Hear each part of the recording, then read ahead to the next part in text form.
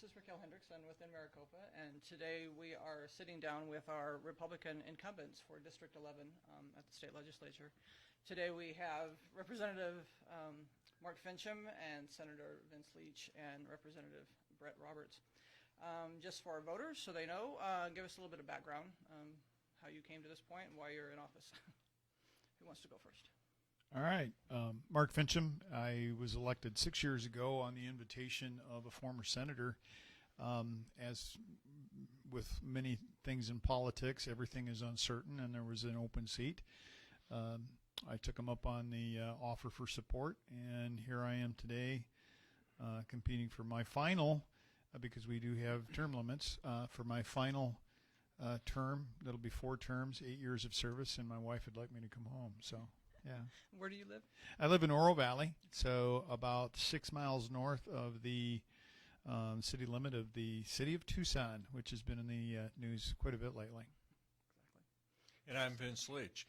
I was elected right along with Mark. Mark and I ran together in our first. We both ran for the House. I've served 2 terms in the House, 4 years, and then there was another open seat when then Senator Steve Smith decided to run for Congress, and so I went over to the Senate and ran there. So I'm in my first term right now, my first 2-year term, and I'm running for my second term.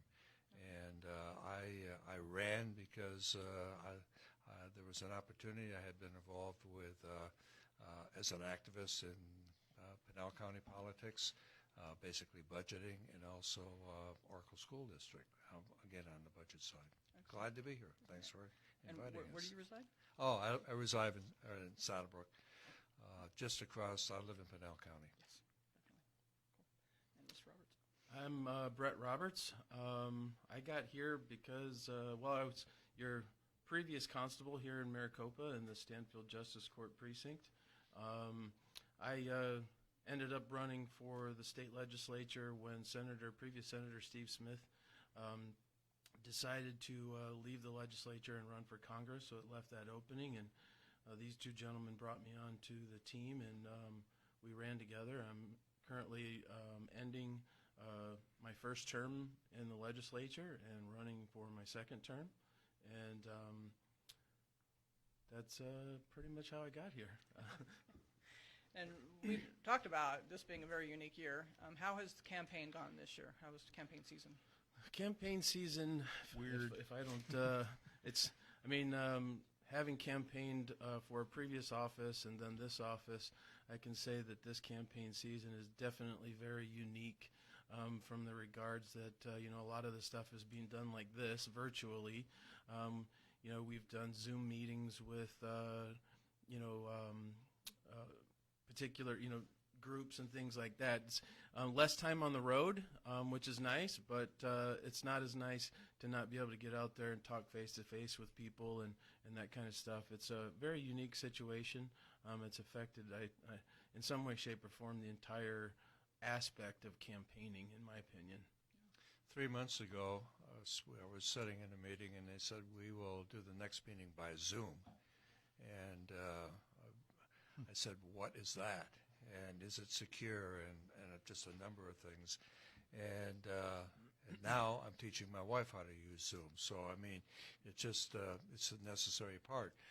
What we call retail politics, or working with constituents and voters, is normally face-to-face, talking issues, and it's just completely different. And it's we still have signs, there are mailers, there's still, but more and more it's virtual, dealing with this. Okay. Yeah, and I would echo the comments of my seatmates, and it's really more out of respect to our constituents. I have certain skepticism about some of the overplayed posturing that's gone on with this, but at the same time, if people are concerned about their safety and their health, I'm happy to respect that. But it has changed the dynamic significantly. My mailbox is a lot more full than it used to be. My email box is even more full.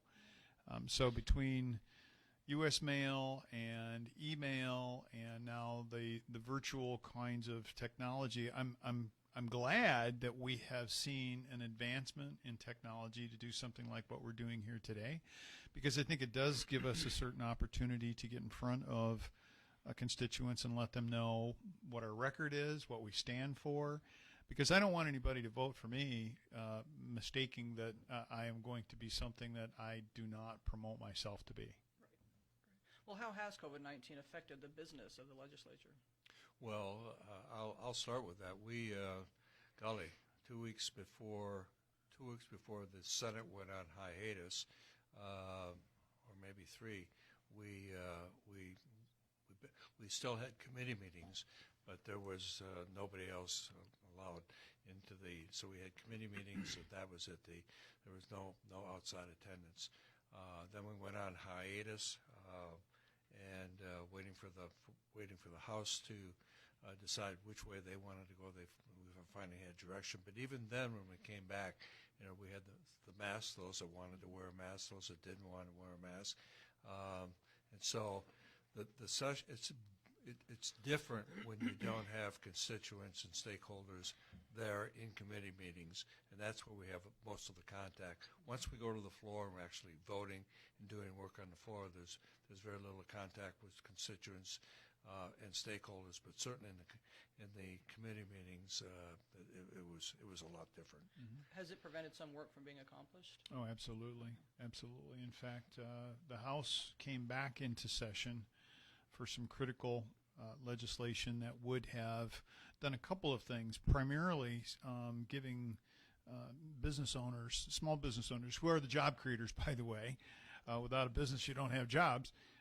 Giving them a certain amount of relief and protection from spurious lawsuits and examining the whole concept of gross negligence versus negligence. Unfortunately, our Democrat colleagues decided that they wanted to pull the plug on that once it got over to the Senate, and without doing any further work, essentially held gentlemen like my seatmate hostage and voted to end the session without any action of the work that the House had taken up 10 days prior. Frankly, it's a disappointment. You would think that people would set politics aside and silly little squabbles aside.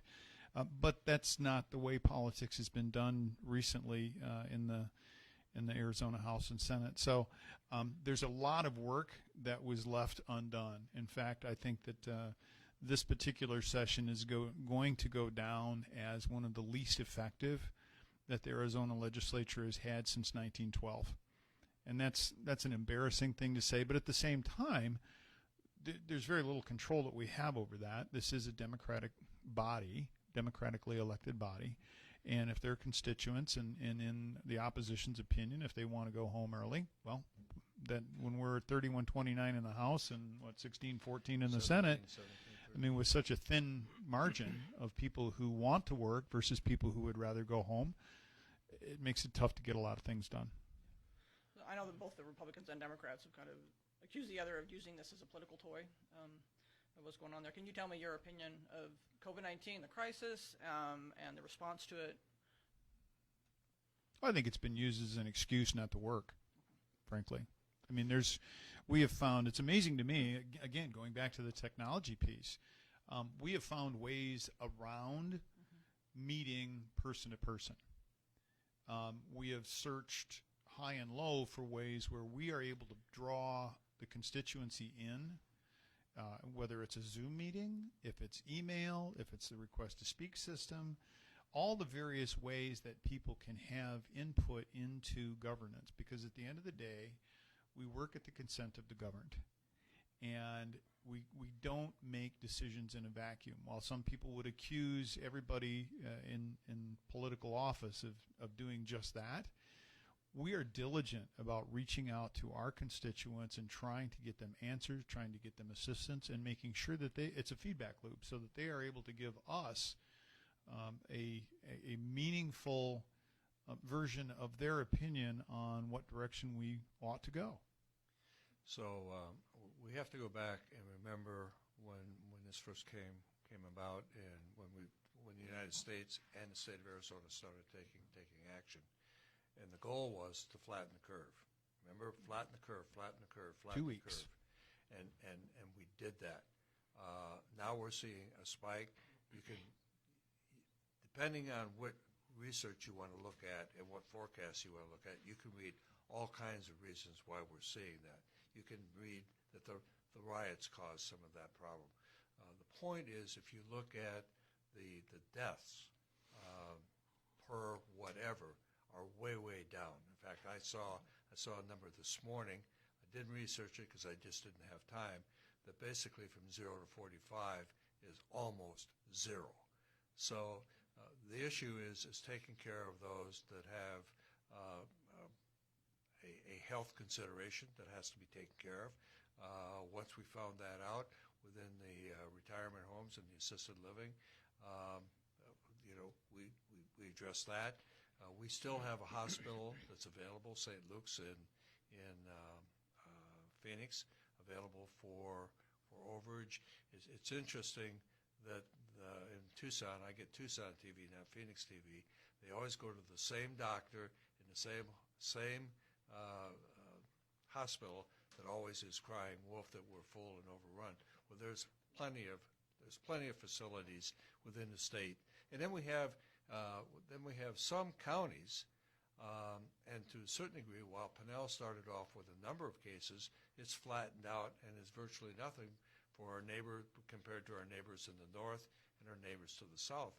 And if you go down to the southeast, if you go into Cochise County, it's virtually we were down there over the weekend seeing my sister, and it's hardly an issue down there. As far as COVID is concerned, when this all first came on, to address your question of how it's affected this session and the legislature, it's affected it tremendously, in my opinion. I mean, when this originally first came on, I was very happy to see that Governor Ducey took the actions that he did. It could have been a lot more strict when he originally put his first executive order in place, because at that time nobody knew what to expect. We were seeing these reports of models that were estimating we were going to see, in the millions of deaths and things of that nature.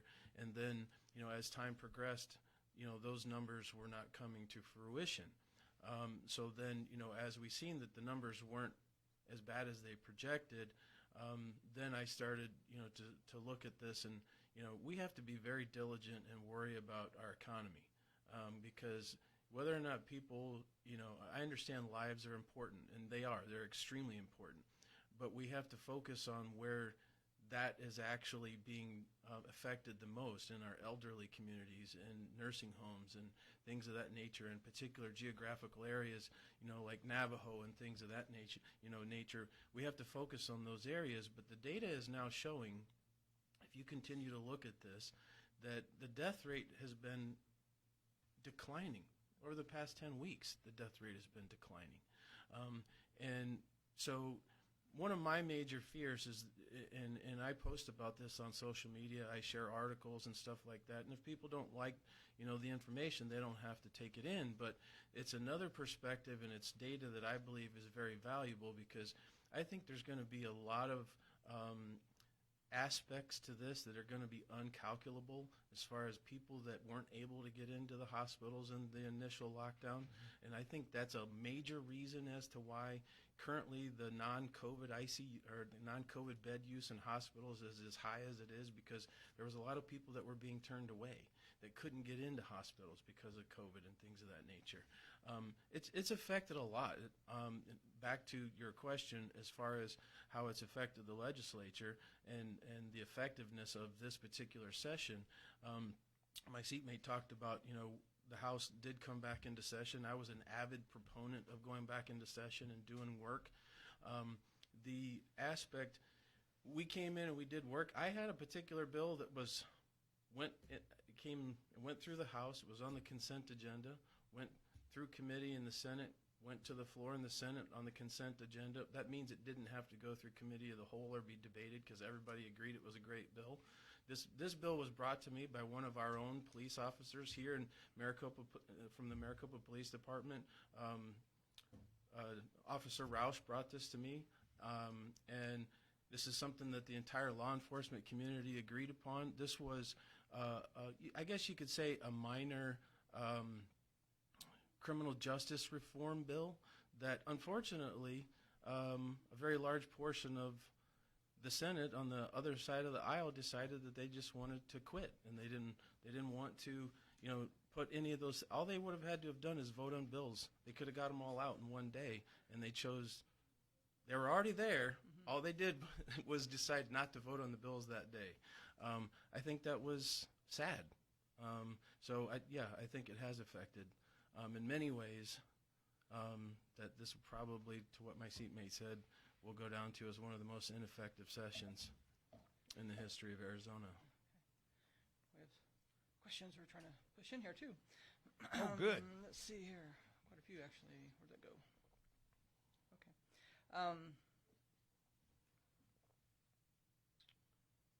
Well, no, I can't read that. We did have a previous question regarding getting schools reopened. How are you guys going to help schools get opened safely? Well, when it comes to safely opening schools, so the American College of Pediatric Surgeons and Pediatricians has said, get those kids back in school. It's the best thing you can do for them. Mm-hmm. They have, statistically speaking, children who are in the K through 12 age group are at near zero for an exposure to potential mortality. Are they going to, and we need to be really clear, everybody's going to get this. The whole point of lockdown or isolation or whatever you want to call it was so that we could slow the spread. It wasn't to stop the spread. So getting these schools open and getting kids back into some semblance of a normal life is critical. And it's not just for physical health, it's also for their psychological well-being. It's for the learning opportunity that they need to have in front of them. It's for their development. So I fully support it. One of the interesting pieces of this and one of the outcomes, families have come so close together that there are a lot of parents right now who are saying, look, I've been homeschooling my kids now for 3-4 months. I'm not so sure I want to give that up. So I think we're going to see a significant shift in the education dynamic when it comes to parental and child involvement in the whole education field. I think we're going to see a switch to that. We've got an opportunity with some of our public schools have gotten the idea that I think is a great expression, and that's their ability to have a greater outreach through distance learning of the public school. So just to add just a footnote onto what Mark said, there have been studies both in England and in the United States that said exactly what Representative Fincham is saying. Get these kids back in school for all the reasons he mentioned, plus the fade, just not being in school. We know that there's fade over the summer with kids not being in, and now we're just seeing that. I've talked to I don't know how many constituents that have said, my child has got to get back to school. We don't have the tools. We're working. We're whatever. But the amount that they have lost, and now they have to really catch up and go forward is going to be paramount. And schools and local school boards are going to have to pick up the slack. Well, in the city of Maricopa, this is one of the areas where the cases of COVID-19 doubled very quickly in the past week and a half. So what do you tell those parents? You're going to get it anyway? Or do you give them some kind of assurance? Yes, it's healthier for your kid to be at work, but at school, but what do you tell them? I'm going to go out of turn here. I'm just old enough to remember the generation that when there was chicken pox in the neighborhood, mm-hmm. your mother took you to a chicken pox party. Okay? They purposely exposed you, your parents exposed you to chicken pox or to measles. To build up immunity. Right. And it was, that's how things worked. So you're equating COVID-19 with chicken pox?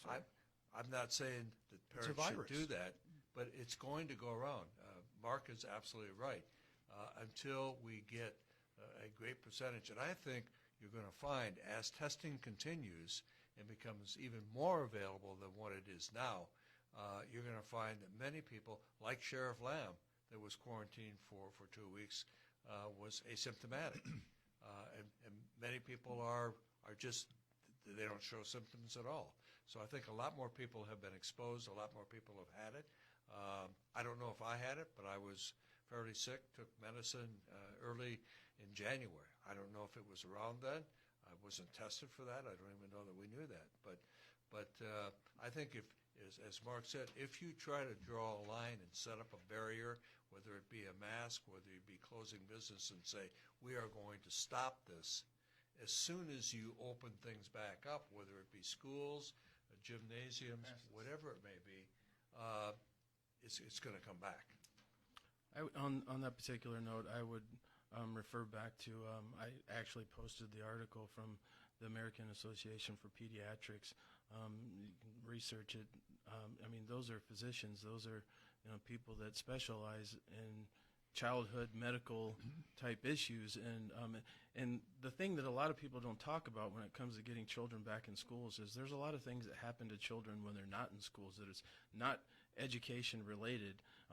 There's a lot of things that I don't really want to go into, but they're travesty types of situations that happen to kids when they're not in school. Just the simplest thing, a lot of times kids don't eat when they're not in school.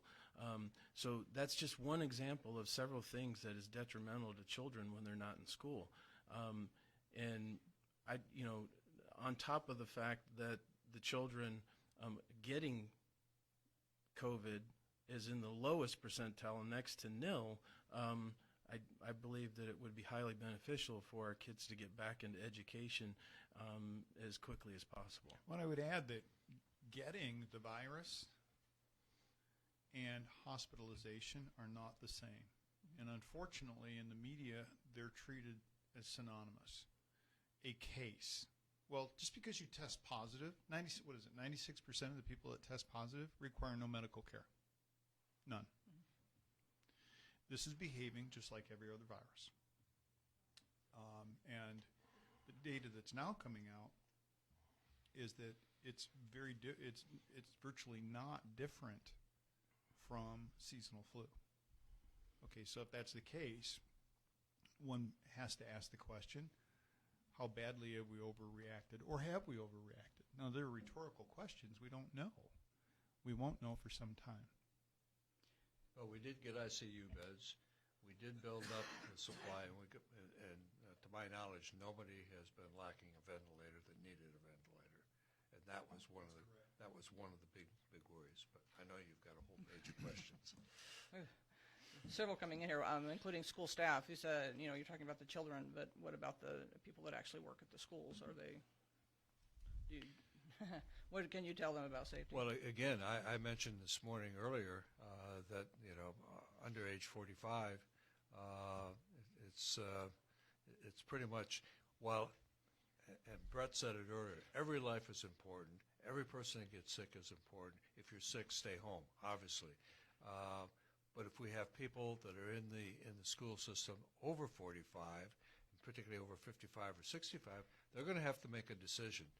Now, if they've been particularly if you have a long-term teacher, as a staff or staffer that's been on, they've been around children for a lot of their career in schools, and they know when things are going around and how to protect themselves. I envy their level of immunity. Yeah, exactly.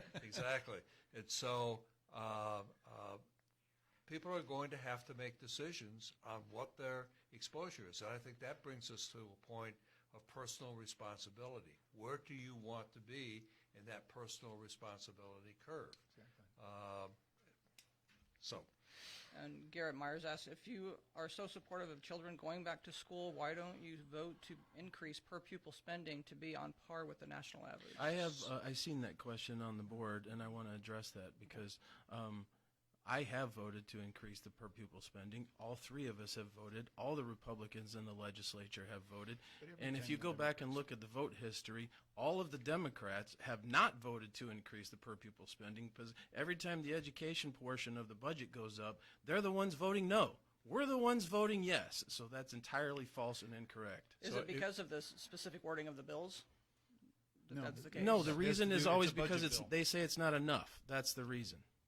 So if you look at what New York spends and what Baltimore spends, what Detroit spends, what Los Angeles spends per pupil, and you round that into a national number, you would think New York and Baltimore and LA would have the best test scores in the world. They don't. Their test scores are terrible. I will also share for your viewer that why is it that Utah spends less per person, less per pupil, and has higher performance in their schools than Arizona? And how would you rate the job that Governor Ducey has done with COVID-19? Difficult position. You've got three people in front of you that don't like everything that he's done, whether it be the gyms or the shutdowns or whatever, and that's difficult. I think on par.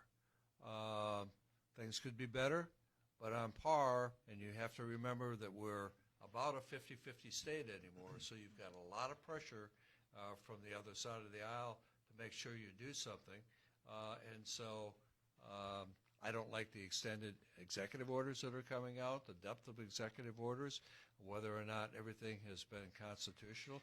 I am sure, and I'm sure my seatmate Representative Fincham will talk about it, I am sure if we don't do something right now, we will do something in the next session to look at the powers of the governor during an emergency situation. You have to remember that the law was passed and we have a 1930s vehicle that we're trying to run in 2020, and nobody foresaw what we're into right now. So we're trying to make an old car perform like a Tesla. It doesn't work. And on that point, you've said that you would like to see an amendment that would curtail the emergency powers. Is that right? No, I wouldn't say that it would curtail. There is no check and balance on the exercise of that power. And I think that a constitutional amendment that would cause the governor to come before the legislature and state his case. I don't call that, that's a check and balance. That's not curtailment of power. Do you think he's abused the power that he does have?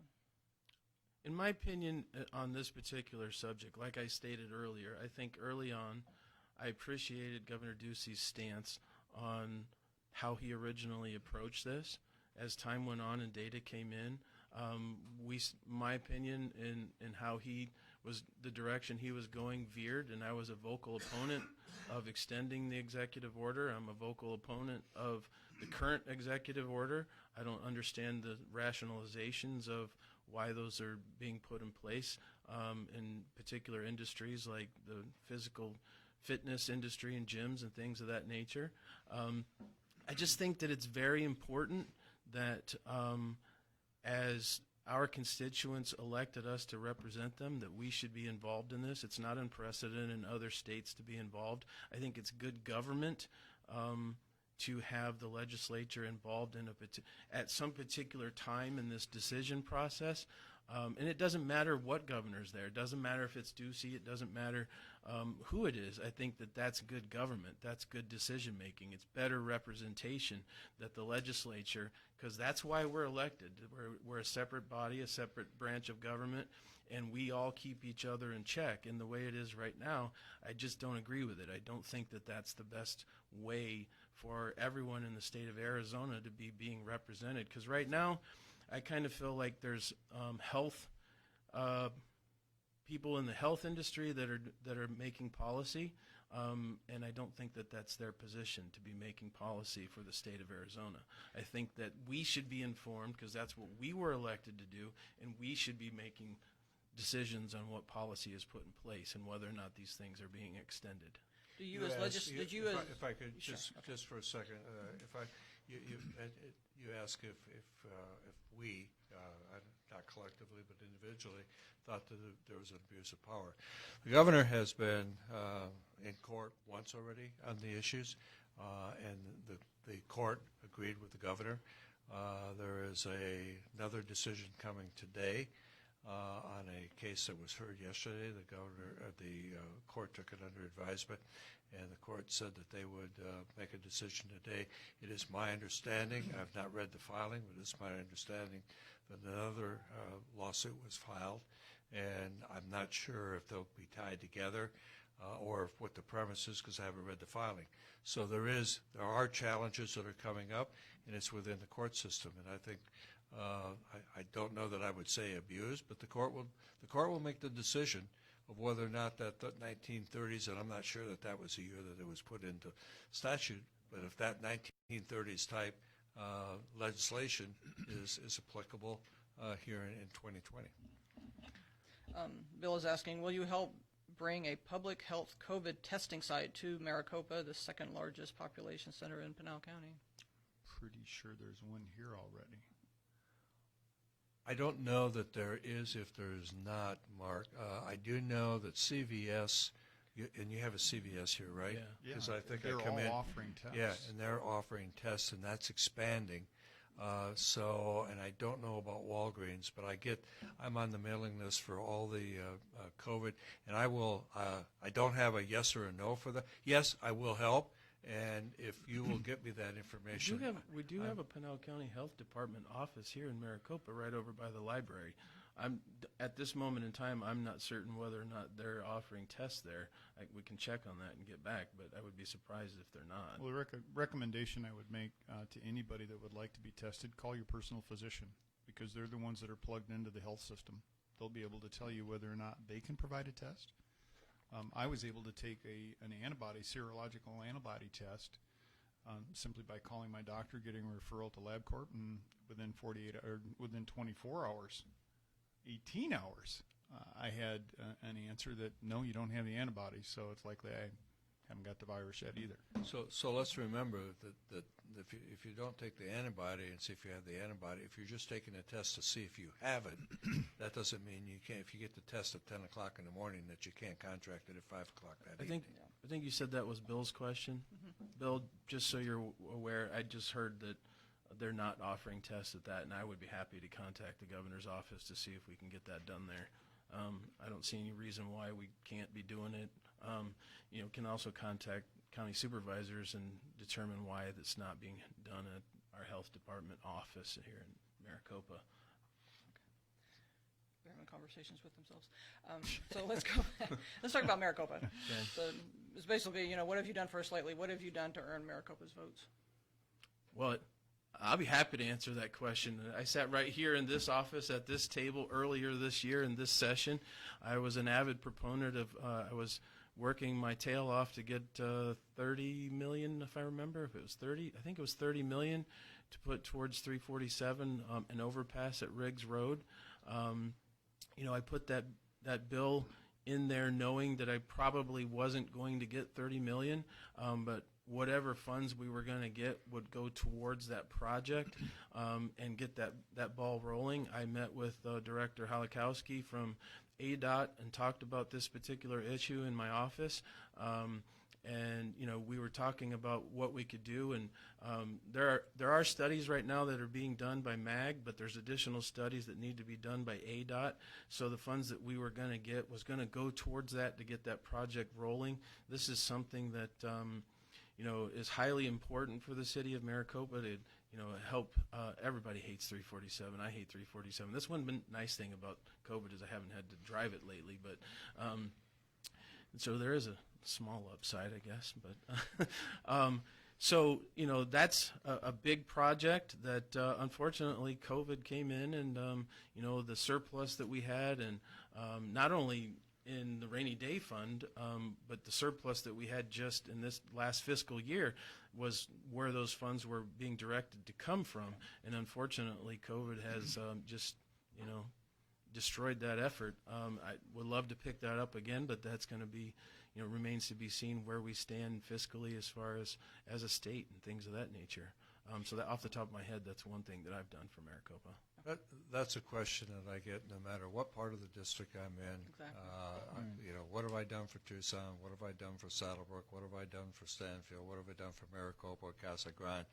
And I take an approach like this. What was the population of Maricopa in 2014, and what is it today? You have before you in Maricopa tremendous growth. You're right up there among the fastest growing communities within the state. It's booming here and continues to boom. COVID has slowed it down. We, being the legislator, with Governor Ducey, have put plans and programs together. When we came in, when Mark and I came in and Governor Ducey came in, the state was looking at $1 billion deficit. We now have, prior to COVID-19, we were balanced budget. We've been balanced budget for a number of years. We have $1 billion in the rainy day fund. We lowered not this year, but the last year, we were able to, through a bill through the Trump Tax and Jobs Act, we were able to lower income taxes. So we've put plans and programs that are not only good for Maricopa, but they're good for the southern end of the district, Marana and Oro Valley and Casa Grande, and all points in the state, because if the state flourishes, we, Arizona, collectively, were bringing in, before COVID-19, we were bringing in 300 people a day. 250 of those were coming into the valley, which I know you're not in the valley here, but you're close enough. People come down here. Housing is better. You got to fight the 347. Brett's going to take care of that. So we've put many plans and programs in, and we've not raised taxes. That was a goal that the governor set up, and I think all three of us agree with that. Do not raise taxes. Let people spend the money that they have in their billfold. And it's a whole lot better knowing now that what we came through with COVID-19, that people had the money, and had they elected to save that money, they could make it over the hump. You're in good position. There's a great segue to maybe a rhetorical question about how effective is government when you don't notice that it's there? I'm a believer that government should have the lightest touch possible on people's lives. And if you don't notice that government is in your kitchen, is not up in your grill, is not constantly interfering with your ability to earn a living, to put food on your table, we've got good roads, we've got improvements, but you barely notice that government is there. That's when I think we're doing the best that we can do. And to that end, and I'm glad that Vince brought up holding the line on taxes, the best way for us to recession-proof an economy is to reduce taxes and leave the money in the pockets of the people. But because I guarantee you that if government takes the money, it will find a place to spend it. Sure. It will always find a place to spend it. And once it's spent, it will justify the taking of more. So we have to take a hard look at, and I hear this every single day from my constituents down in the southern part of our district, the more you can do to leave me alone, the happier I'm going to be. That is the summary, I think, of good government. I want to just go back and address the point that I made earlier. That I introduced that bill, I sponsored that bill for 347, but they were co-sponsors for that bill too. So it was not just my effort; they were all involved. We're going to talk about some other legislation you've been involved in too. Sure. Sanctuary cities, it's a gift Sure. that keeps on giving. Can you explain why that has been an issue that you've been willing to tackle repeatedly? And following up, there's a comment from Crystal talking about, she kind of explains your legislation. Introduce legislation that would find any city, town, or county that adopted sanctuary city policies liable for damages against victims of crimes committed by the immigrants living in the county illegally. That's actually Country. incorrect. Okay, that's what I want to have you correct that. And the legislation would have allowed the state to bill the municipality for the cost of incarceration. Yes. And she's asking, would you be willing to introduce legislation that would find any city, town, or county that did not adopt mandatory mask policies liable for damages against victims who contracted COVID-19 in the city, town, county, public places and allowed these? Sure. Let me start at the beginning. The reason why her question is factually incorrect is because the bill would not find the city or municipality. The bill cannot find the city or municipality liable. What the bill would do is give the opportunity for someone that became a victim or their immediate family members to have the opportunity to then take that agency or that municipality or that county to court To have and standing. to basically have a standing in a judicial presence, and so that's what that bill would do. It gives them the opportunity to speak up for themselves and to get financial reparations, I think would be the right word, or basically recover the actions from those counties by their bad policy. So in that particular case, those particular individuals can show exactly how their policy, because they chose to put that in place, could take them to court and prove in a court that those policies actually caused them to have these financial issues.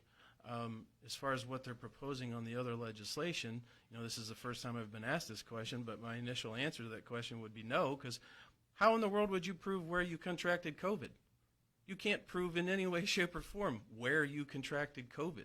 So, especially when we have so many physicians, Dr. Scott Atlas is a great example, who are saying, okay, folks, you need to start thinking about size.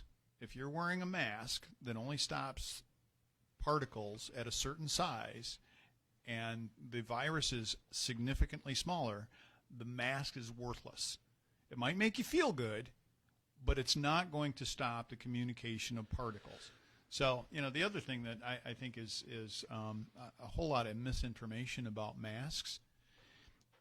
If they are catching things that your body is trying to expel and you're breathing them right back in, that does not seem like it's a good plan for improved health.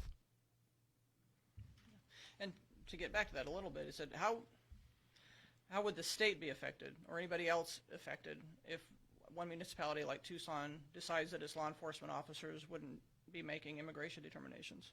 I think, let me have a shot at that. I think what you see, in fact, you see it in Tucson right now versus the Valley versus Maricopa.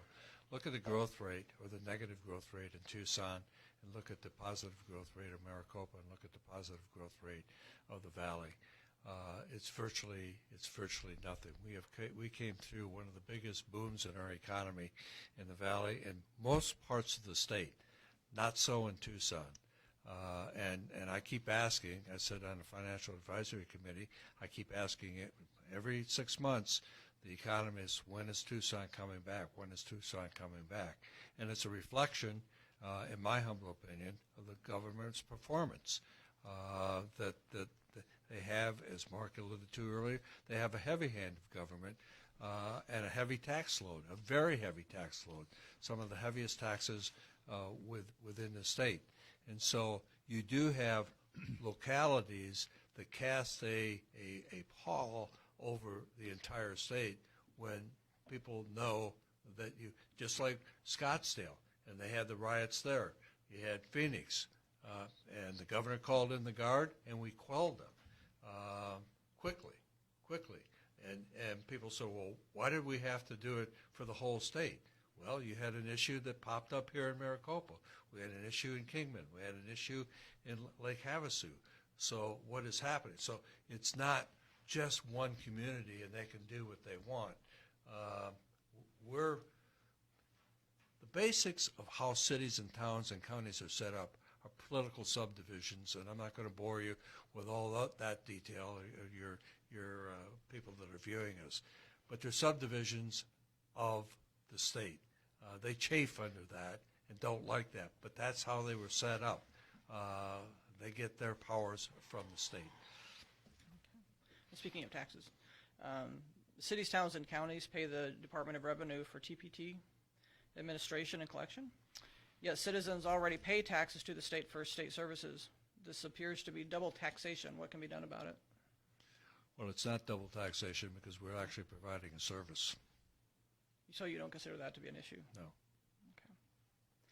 And MUSD, that's Maricopa Unified School District, considered high school number 2 would be done as specialized schools such as technical or culinary or a combination of trades. They were thinking that a specialized school could start off smaller and not require some of the amenities of a full high school. However, they found that the state statute or the school facility committee doesn't allow for that. So flexibility isn't there to solve financial gaps. Could this statute be changed to accommodate this? You all were part of getting money for the schools through the full school facilities board for the second high school. Can you talk about the lack of flexibility for those funds? I think one of the things that we need to examine very closely is the world got turned on its head 4 months ago. So the question that I now have is, if we go building another high school, will it go unused? Where can we predict, and I think there's a certain amount of evidence out there right now based upon what constituents are voicing their favor towards, are we going to build a building that very few people will use?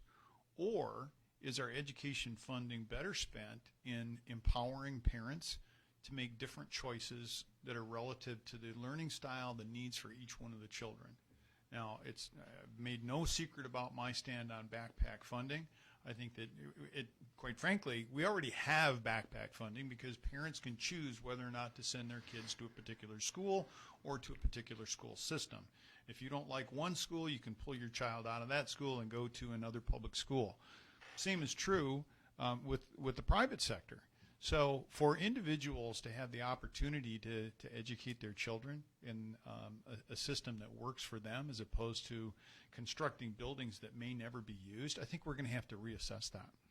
You know, you talked about culinary. I forget the other that you addressed, but we've seen tremendous growth in what used to be JTED, now is CTED, the technical education world, and rather than going into a high school as such and making a high school, those are up and running and fully successful in Maricopa County and our southern area in Pima County, the Pima County JTED, and they branch out to different schools, and so they have a central campus that they've over years.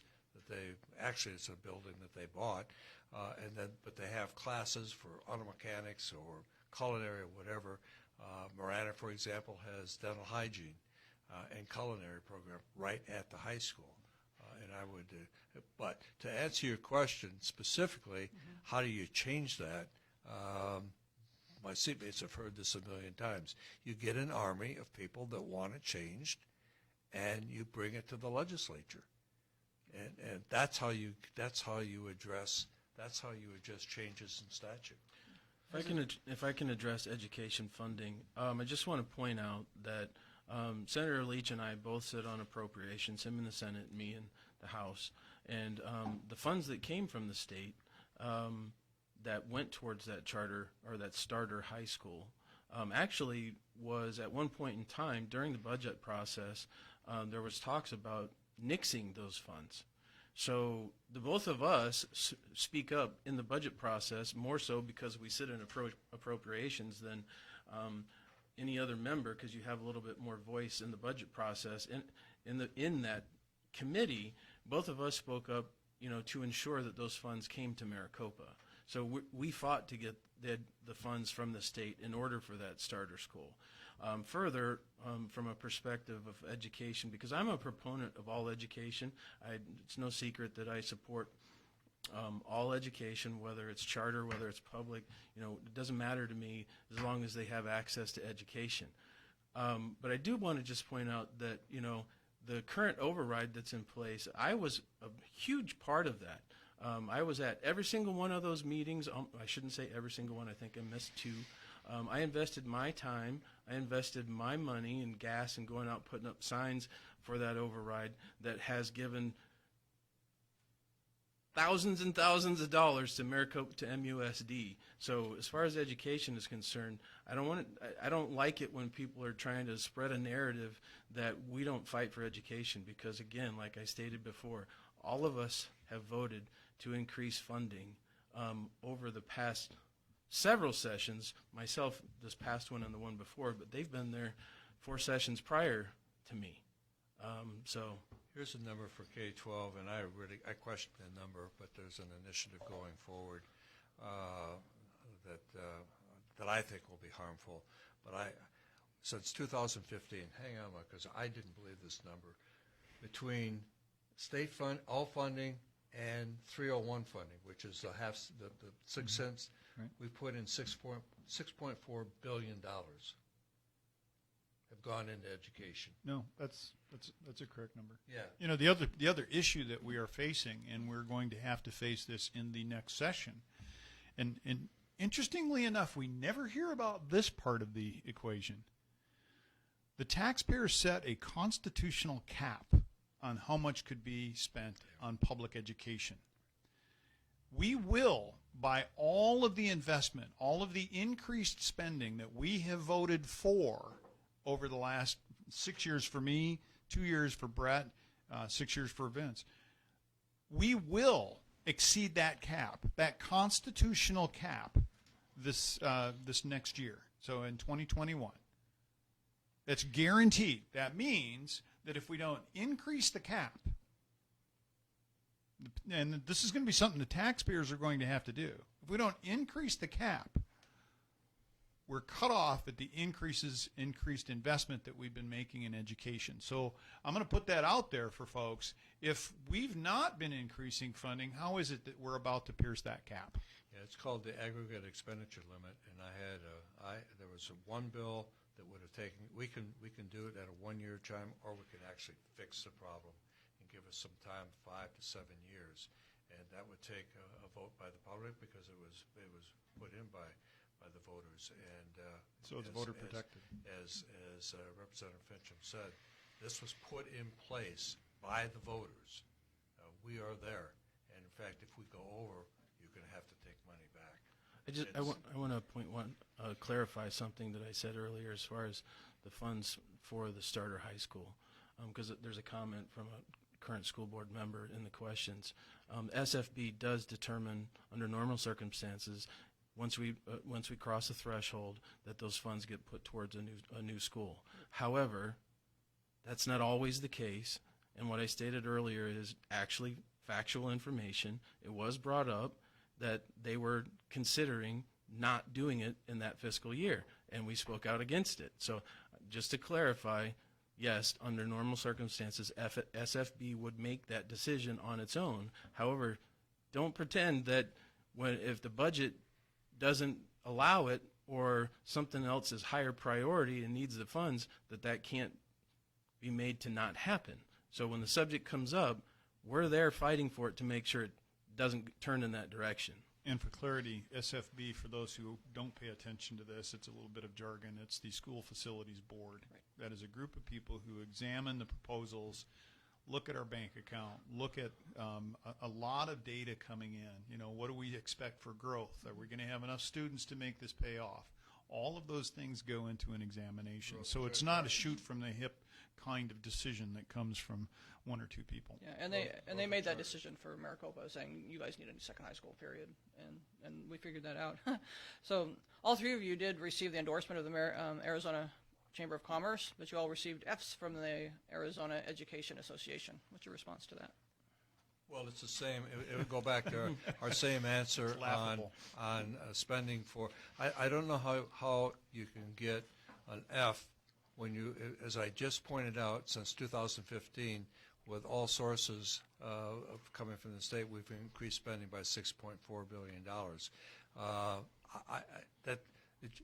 It just doesn't work. Obviously, Arizona Education Association is a union. We don't have unions, but they're a union. They're protecting their union. They're part of Red for Ed, and they're part of the National Education Association. All those are linked together. You can find that on the National Education site. And so I would say they need to find the error of their ways. We have put, all three of us have voted consistently to put major amounts. We were all, it was before Brett's time, Mark and I were there on the floor when we put the 20% by 2020 pay raise in for the teachers. We did Mark and I, when we were freshmen, did 1, 2, 3, Proposition 1, 2, 3, and my last year in the House, which had been 2 years ago, it was he's from Apache Junction. He's now gone. He's in court over there. Anyway, Doug Coleman. Doug Coleman. We extended Prop 301 so that we wouldn't have a cliff in 2021 when 301 was going to expire. Now, AEA didn't like that because it wasn't voter protected. So I'm sure we got a bad grade for when that happened. But we did extend it rather than sending it back to. So the money is still coming in. The 0.6 on the sales tax is still coming in. Why is that not good for education? Well, and I would add to that the whole time that we were working to pass 20 by 2020, the AEA and Joe Thomas, yeah, I'm calling him out, were working in the background to kill the bill.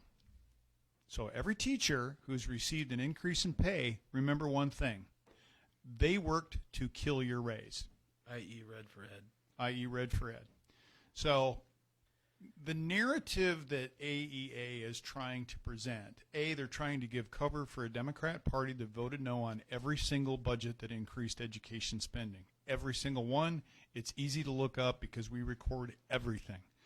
2, if that weren't the case, how is it that we are about to pierce that aggregate spending limit?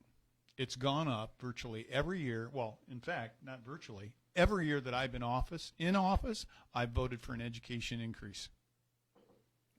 Same applies for me. And just to answer your question, what is my response to them rating me an F? My response is thank you, because I wouldn't want their endorsement, because I view AEA as an organization. You know, they claim that they're about the children and they're about education for the children.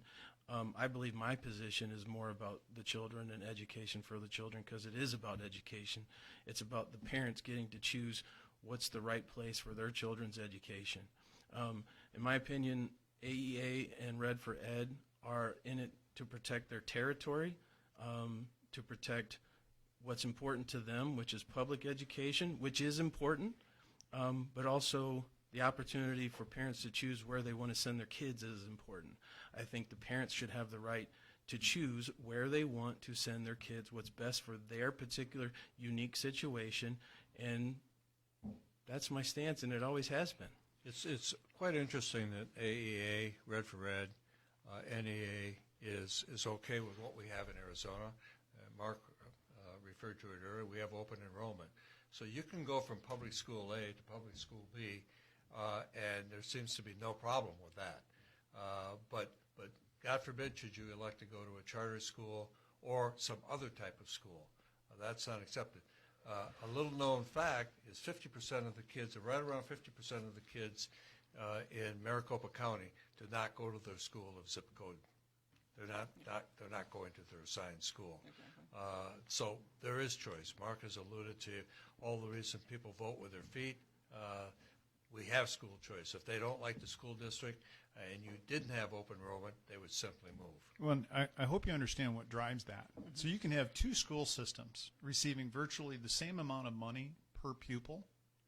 One is an A-performing school, the other's an F. What's the difference? I would probably examine leadership. That's where I'd start. But the 2 things don't make sense. Now, some people might say, well, it's all because of zip code, or it's all because of underprivileged, this, that. There's always some kind of a reason. Okay, but the end of the day, you got a kid going through an F school. That's what we're focused on. How do we fix that? One of the things that we tried to get in this last session was Project Rocket. Interestingly enough, AEA was okay with it until they found out that it was a Republican bill. All of a sudden, no, can't do that. Interesting. So is it really about kids, or is it about turf? And I think Mr. Roberts has really called the ball on that one. Now, there's a few initiatives that are trying to make their way to the ballot this year. One of them is, I think we were alluding to it before, an increase in the state income tax. I don't know how you guys feel about that. Is that a viable idea? No, It was for No. the benefit it's of not. education. That's a $900 million. We're in the middle of, we went, in a period of 3 weeks, we went from $1 billion surplus in our budget to a $1 billion shortfall in our budget. $2 billion swing. Yeah, a $2 million swing, just like that. Now to come back and put a tax on, and by the way, that tax would be voter approved. This is a little known point about that. That tax would be voter approved. So you need 3/4 majority in the House and the Senate to change any of that tax code that is written into law. Or it has to go back to the voters. Or it has to go back to the voters. So, and I would respond, how many voters right now are interested in paying more tax when they're trying to put food on their table? They may have a struggling business that they're trying to keep open. Their vehicle is probably in disrepair. They've got mounting bills. Are they really going to be interested in paying more taxes? So I predict that probably is not going to pass. Quite honestly, public schools right now, with the situation that we have in our country, are taking a pretty sound beating in the public, in the press. When you start knocking over statutes of Frederick Douglass and knocking over George Washington. In the 54th Massachusetts. So, they're saying, wait a minute, why aren't these kids coming out with the basics? Mark and I passed our freshman year, first bill out of the chute, we passed the civics test. You have to pass a civics test to get out. You get 5 or 6 years to pass that test, and you know what you need for a grade to pass? 60. Yeah. That's shameful. That is shameful. We don't teach that anymore. We're too busy teaching a language. One of our school districts in our district had to scramble to get 100 kids to take Arabic, but they had to have that class. Why aren't we teaching how America was founded? Why America? What makes us truly, truly exceptional? I would just echo what both of my seatmates stated. Not that I would ever. I can't say that I would be totally opposed at any given time, depending upon what the situation is, to some sort of a tax increase, because I do believe that if there's something that we want, we have to pay for it. But at the same time, I'm extremely reluctant. I would say it would have to be a very unique case for me to be in favor of a tax increase. And to the point that Mr. Leach just stated, we're in a time right now that we went from $1 billion surplus to $1 billion in the hole. So that's a $2 billion swing, and to be proposing this, I highly doubt that's going to pass in the current economical situation that we're in. So if you have a pie and that pie is well defined, and you try to take more taxes out of that pie on already heavily taxed people, something's got to give. Something's got to give. Every time this tax question comes up, if you want more money, and Mark alluded to that also, we'll always spend it. Government will always spend it. But we have resources in this state. We just burned 100 and some thousand acres of timber on Mount Lemon Flyer. The futures on burned timber are terrible. You can't sell it. It's worthless. Okay? We have copper mines. We have raw materials that we can responsibly take and harvest those and turn those into tax dollars. Pima County has been fighting it since day one. That is revenue that not only puts people to work with good paying jobs, but revenue that comes back into the stream, the state stream, that can be spent on additional K-12, on additional Medicare, Medicaid dollars, whatever we need to spend funds on. But nobody wants to talk about that. Nobody wants to talk about taking care of our overpopulated forests that we burn 350,000 acres a year. Now, there are several readers that want to talk about cartoons that you've been posting on your Facebook page that they're very concerned about. They consider them racist, some that have been disowned by the actual artist himself and got an editor fired. Who asked the question? There was 3 of them, actually, 3 different people have asked this that I've run across. Any names? We have Becky and Noel, and the other one disappeared on me, sorry. Okay. Have you had any feedback yourself on those cartoons? Mostly positive. In fact, the feedback that I've seen is overwhelmingly positive from constituents. If you look at, and I don't know, I'm on Facebook, I'm on Twitter. I don't know what people see as far as the reported numbers of the favorability, the retweet, one thing and the other. Racism is in the two things about racism. It's in the eyes of the beholder, and it's easy to throw out the R word. One of my competitors, one of my would-be competitors, throws out the R word quite conveniently many times, and she's thrown it out against her. It is a fact of life since, and I grew up in this era, when Lyndon Johnson convinced the United States of America, convinced the white people that we were guilty. Please forgive me. My ancestors came from Norway, where they were serfs, and on my father's side, they came from England and Wales. We weren't here in 1619, which, by the way, the 1619 people that were brought in were Irish young people, white people. So the fact is that we have a portion of our society, one portion that has been made to feel guilty, and another portion with a war on poverty in a great society. Mark will remember that. I'm not sure about Brett. He's probably read about it. We have spent trillions, $15 to $20 trillion. And if you look at the demographics of poor people today, Even more people in poverty. right, it's not working. And they have taken a segment, and people of color, I guess is the politically correct word.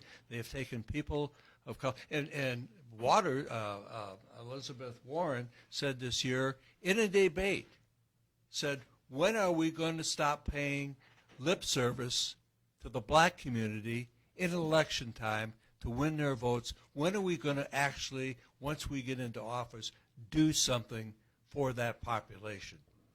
So I think one of the things that's absolutely disgusting about this is we see dribs and drabs in the so-called mainstream media about this homicide or that homicide. 600 homicides over 6 weeks in 6 cities, every one of them controlled by Democrat councils and mayors. Really? You're really interested in dealing with the death of people of color? Really? How about you prove it? President Trump went into that community and said, look, after 40 years of being told that they were going to do something for you, what do you have to lose? So now where we were at until the whole COVID thing happens, we had the lowest unemployment rate in the black community in history, in recorded American history. That is a fundamental feature of giving people a help up as opposed to just a handout. And that's what I think that the Republican Party has to offer. All communities, not just one community here and one community there, all communities. But does the GOP come over as empathetic enough for the situation? I know this, besides COVID, this year has been pretty extraordinary for the social and civic relations. That. Well, we'll get into that. And so the communities all over Arizona, not just in Phoenix, including Maricopa, they've had a peaceful protest, have come out here, and have been very organized and have done their little thing and then have gone on. What they were trying to do is bring attention, what they've told us, they wanted to bring attention to the deaths of black civilians, many of whom were in the custody of law enforcement. I think they need to check their data file because it's absolutely, that entire narrative is false. If you are a white male, you have a greater chance of being shot by a police officer than a black male. Period. That's the fact. You can't argue with that. That's fact. That's been all over the national press ever since this came out. What is more empathetic than putting people back to work? What can you do more than giving people a job? Opportunity. In fact, that's what it says, the pursuit of happiness. I believe it says that in our Declaration of Independence. And so empathetic is, do we want to feel sorry, or do we want to actually, does the GOP actually want to help you up? Here's one for you. And give you a job. Van Jones, hardly a moderate Democrat, has complimented the GOP and President Trump on finally actually doing something about criminal justice reform. We've had leaders in both parties for decades say that they were going to do something. You look in the Arizona legislature, you got 3 guys sitting right here that have voted for virtually every piece of legislation that has provided criminal justice reform at the state level. You've got a national party that has made a significant move, complemented by a hardcore Democrat, and critical of the very party that he's a member of, saying that they never delivered the goods, but this president did. Interesting. So, but is it racist that the mayor of Tucson hung at the cost to Tucson taxpayers a Black Lives Matter from City Hall? Yet at the same time, when a group wanted to paint a thin blue line in front of the Tucson Police Department, she called them white racist? White supremacists. White supremacists, sorry. Thanks for the correction. In a department which, by the way, has significant racial balance, she wants to call all of these police officers racist. I just want to go back to your original question as far as has the GOP, what have they done in regards to this? And I just want to point out that something Representative Fincham touched on, because it's something that I've spent the majority of my time in the past couple of years on criminal justice reform myself. I touched on one of the bills that I had that was this close to passing, and then I had another bill that was also over in the Senate that hadn't got through the committee yet, and this is the one that I spent the most amount of time on. But you know, that bill number's HB 2402. Anybody can look it up and see what it's about. And I just want everyone to know that that was a bill that came out of the House with I think it was 60-0, and it was also on the consent agenda, if I'm not mistaken. But the point is not about that bill. The point is that criminal justice reform is very big in our party as well. It's a very highly bipartisan issue. It's an issue that is being addressed nationally by legislators across the nation, by the president.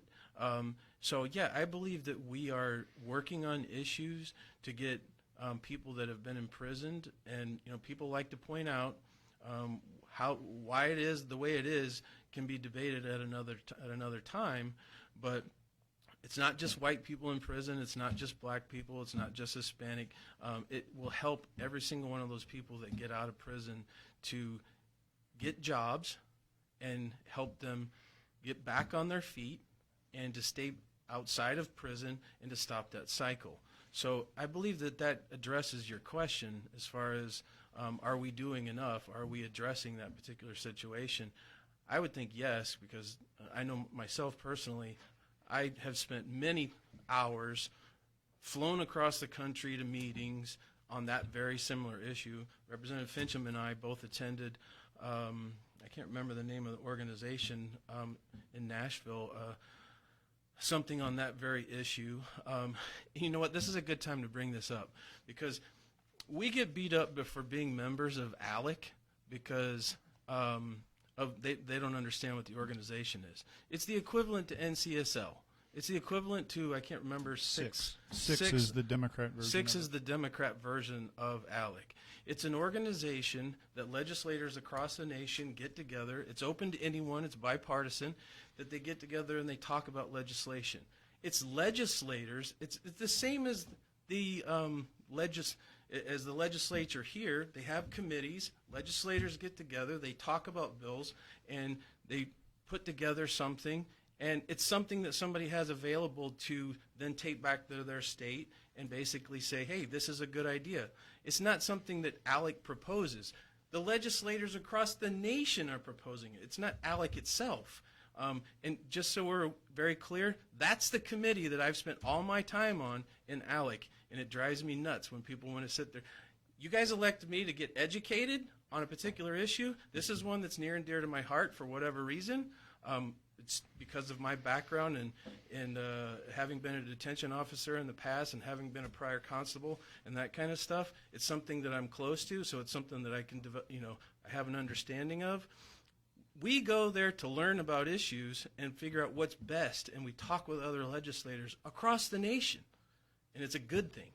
Let me just go back and clarify something, because I can hear the wheels turning on your phone, and some people are saying, Is that what that hum is? these three people don't believe that there are bad apples in the police force. That I will speak for my seatmates. That is not, we do not believe that. Just as we don't believe that every teacher is pure. We know that men do bad things with students, with female students. We know that female teachers do bad things. We know that cab drivers. Every segment of the population has those people that just can't perform to the norms of society. Should we do something about it? Should we have, maybe we should have, and I like the idea of a national register so that these policemen or women can't go from department to department. But make no mistake about it, there is no denial that we have problems within police department. But also remember, I can speak more about Milwaukee from whence I came. We had paramedics and policemen that would not go into sections of Milwaukee. They would not cover it, just because every time they went in there, they got shot at. So, I understand, and I'll speak for my seatmates, because on this issue, I think we're pretty much, there are people that need some remediation or to be let go. But that's not only in the police force. That's in many, many areas, if not all the areas of society. Well, and I would also like to speak to the false narrative that's been promoted. It's amazing that when you don't like the facts, you try to create your own facts. Just because you say it enough times doesn't mean it's true. When we start looking at, and this is something that the FBI is very good at, and that's collecting data. Because data doesn't have a conscience. Data is independent of opinion. It's simply data. Man, woman, race, weapon, outcome, those kinds of things. Excuse me. Forgive my allergies. Somebody's got some perfume in here. It's cologne. Okay, cologne. Well, can you tell me if in Arizona, do you think that a white student and a black student who just graduated from college with the same degree have an equal opportunity at the job market? I don't see why they wouldn't. Yeah, if you I look at the legislature, and we have all kinds of opportunities. In fact, in Arizona, speaking for the legislature, we have this unique thing. I didn't partake in it; my seatmates did, and that's clean elections to help people of color, low-income people, or people without funds get involved in government. I know that the Raytheon, which Mark and I see more of because it's in the South, actively they're hiring engineers. I don't think that color makes a difference. I haven't seen it on my tours of Raytheon. Amazon is crying for people. I don't think it has an issue of color. If you can perform, my question is if you look at the demographics of high school, and you look at the performance and the graduation rates, the two highest groups, the two highest demographics are Asians and white women, and then it falls off with different demographics on down to the lowest is the Native Americans. My question to the educators in K-12 is, why don't you use the same textbooks for the Native Americans that you use for the Asians? Obviously, you're doing something different. That's facetious. You're obviously not. I think there's another part of the narrative that people seem to forget. You know, they say that America, and at a larger scale, America is a racist nation. Well, then why are there so many people of color dying to get here? When it comes to employment, why is it that many of our employers rely on H-1B visas? Because they're looking for talent.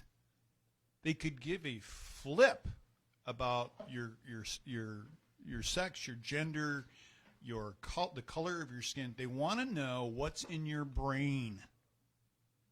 And if you have become accomplished, if you have put some effort into your education, if you are talented, that's what they're looking for. Employers are looking for talent. They're looking for attitude. They're looking for commitment. They're not looking for all the other things, the social stuff that goes along with that.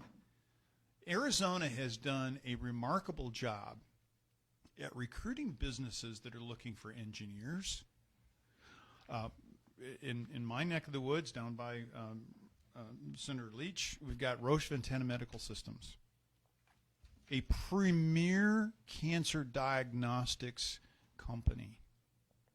So I would ask anybody who's watching this, do you want to go low bid with the employee that's maybe going to work on the drug that would save your mom, save your dad?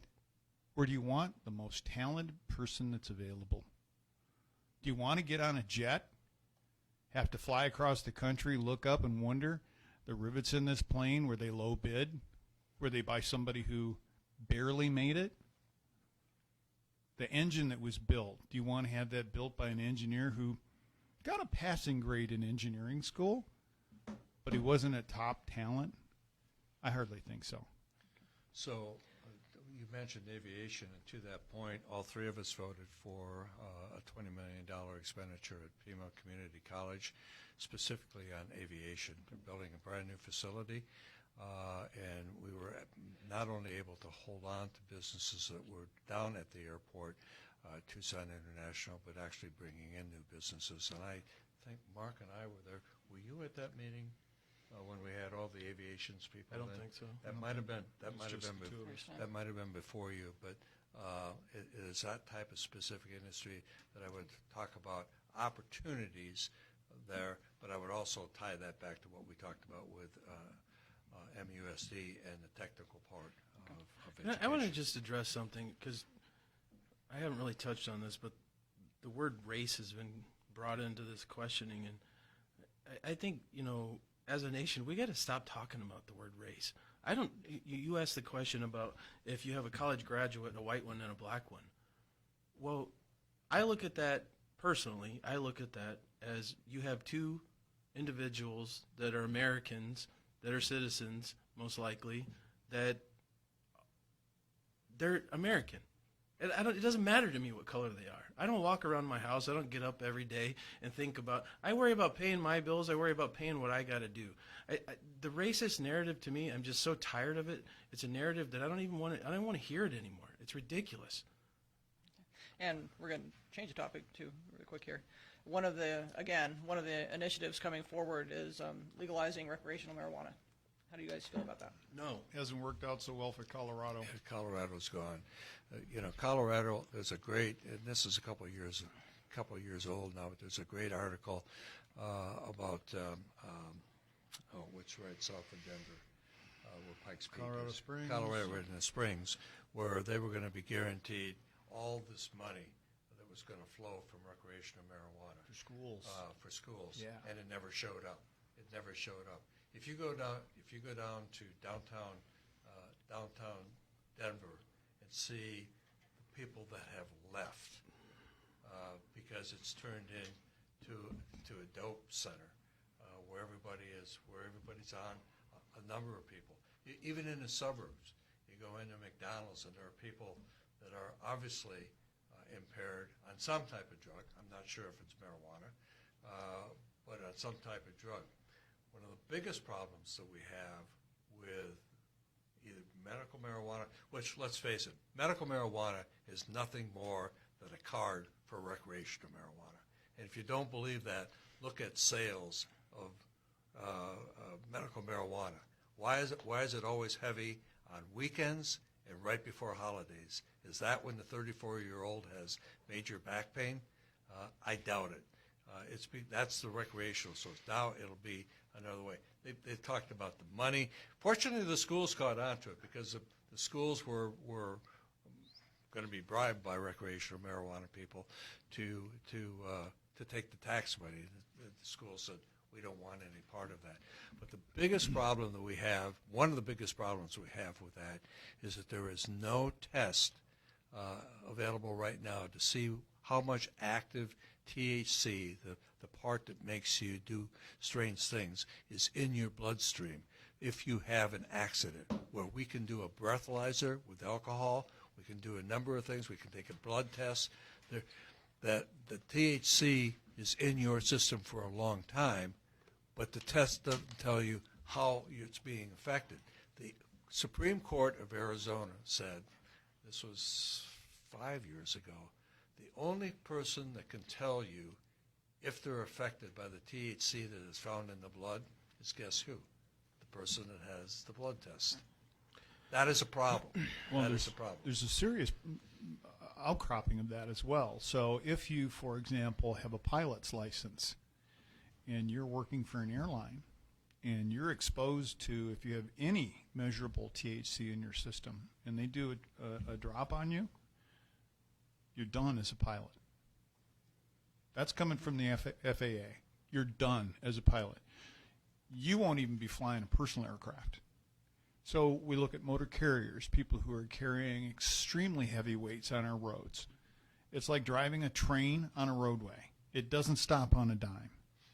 So when we look at the National Transportation Safety Board data out of Colorado, the increase in fatal accidents, the increase in damage, the increase in insurance cost, this carries a heavy weight to it. And the other thing that quite often is not discussed is what additional weight is put on public services. Everything from health care to substance abuse to domestic assault to all of the things that go along with the change in the total system. So I think it's interesting. In the last attempt for recreational marijuana, the Hispanic moms came out really hard against it. And I don't know the Spanish term for it. Maybe you can help me. Not my kid. Not my kid. And I think the vast majority of parents would say, not my kid. When it comes to marijuana, I'm an avid opponent to legalizing marijuana for various reasons. Before COVID, you can go on my Facebook feed, my Twitter feed, and you can go back and find articles that I've posted that has data that's coming out that's kind of been, pushed by the wayside because of COVID and, the spotlight on that. But there's more and more data coming out every day that has to do with marijuana. And I just want to point out, because on a similar note, I've seen a statistic that basically states that 95% of people that are addicted to opiates started with marijuana. And there's other factors. The fact that right now a test doesn't exist to test someone if they're driving under the influence of marijuana. I've heard that there's one in the works, but it's not there yet, so we can't test whether or not somebody's driving under the influence of marijuana. I just don't agree with it. And secondarily, with it being an initiative, I'm not sure exactly which initiative this one is, because there was two. I'm not sure which one this is that made it to the ballot. But as Senator Leach alluded to earlier, when it comes to initiatives that are on the ballot, we have to be very careful about what we put on the ballot and how we put it on the ballot. Because if we make a mistake, and I say we, meaning all of us, not just the legislature, meaning all of us, if we make a mistake, it's virtually next to impossible to correct that mistake. We're stuck with it because the millions of dollars that it took to get that in place, usually, almost next to never, are they willing to spend those millions of dollars again, because you have to put it back to the public, or you have to get a 3/4 majority vote in order to change it. It's highly problematic, and I just don't agree with it. Every time I post about it, it's probably the most active type of post that I put on social media, because people don't agree with the data that's coming out, and I'm not the one writing it. These are experts that are coming out talking about it and things of that nature. They just don't want to hear it because, for whatever reason, they don't want to hear it. They don't like the narrative that marijuana is bad, and I believe that's the case. Have you ever used marijuana? I'm not answering that question. Would you be willing to answer that question? I did. But I didn't inhale. No. Actually, I was in the I'm old enough to military. get that. I was in the military, and I took like 2 puffs. Might have been 3. Don't hold me to that. And I went to bed and went to sleep. And I said, "Is that it? Is that it?" No, I was a beer drinker, and that. Would you be willing to answer that question? It smells like a weed to me. Wasn't your thing? Well, you can see what just cologne does to me. So with my asthma, nah, I don't think so. The reason I don't want to answer that question is not because of what the answer is. I think it's a question that no matter what you say, it's something that is going to be detrimental to how it's going to be used in the future. I don't think there's a purpose to answering that question. Well, I'm on record. I've said it for a number of years. We'll just call you Sleepy. Yeah. And to my recollection, I'll correct the record. I think I did inhale. Okay, so we have a few more here, but we've got to wrap it up. We actually went like a half hour longer than we expected to because of your participation in this. Really appreciate that. If you want, afterward, you can look at the questions there and respond as you wish to some of the questions that came up. I really appreciate you all being here today, and thank you for joining us at InMaricopa. Thank you. It's Always happy to talk this to was a good constituents. discussion. Have us back. Thank you.